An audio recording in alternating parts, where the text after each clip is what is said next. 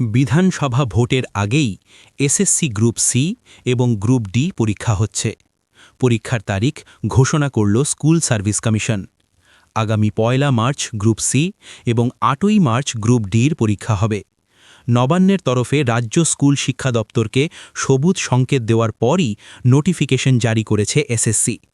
SSC জানিয়েছে ১ March দুপুর ১২টা থেকে হবে গ্রুপ সির পরীক্ষা। ১ ঘণ্টা ৫০ মিনিট ধরে চলবে পরীক্ষা পর্ব। লিখিতা পরীক্ষা হবে ৬০ নম্বরের। অন্যদিকে ৮ই মার্চ নেওয়া হবে গ্রুপ ডির নিয়োগের পরীক্ষা। ৪০ নম্বরের পরীক্ষা, সময়সীমা ১ ঘণ্টা ২০ মিনিট। পরীক্ষার ১০ দিন আগে অ্যাডমিট কার্ড ডাউনলোড করা যাবে।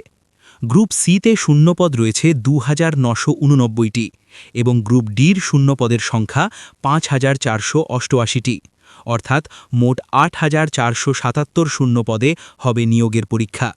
দুটি পদে নিয়োগের জন্য মোট ১৬ লক্ষেরও বেশি আবেদনপত্র জমা পড়েছে।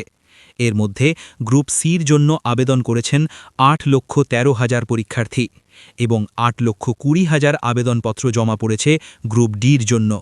প্রায় ১,৫০০ পরীক্ষা কেন্দ্রে পরীক্ষা নেওয়া হবে বলে জানা গেছে।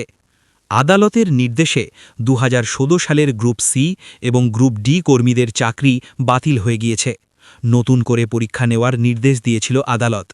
সেই মতো বৃহস্পতিবার নির্ঘণ্ট প্রকাশ করা হলো। তবে এই পরীক্ষায় দাগি শিক্ষাকর্মীরা বসতে পারবেন না বলে জানিয়েছে স্কুল সার্ভিস কমিশন। ইতিমধ্যে কমিশনের তরফে ৩,৫১২ জন দাগি শিক্ষাকর্মীর তালিকা প্রকাশ করা হয়েছে।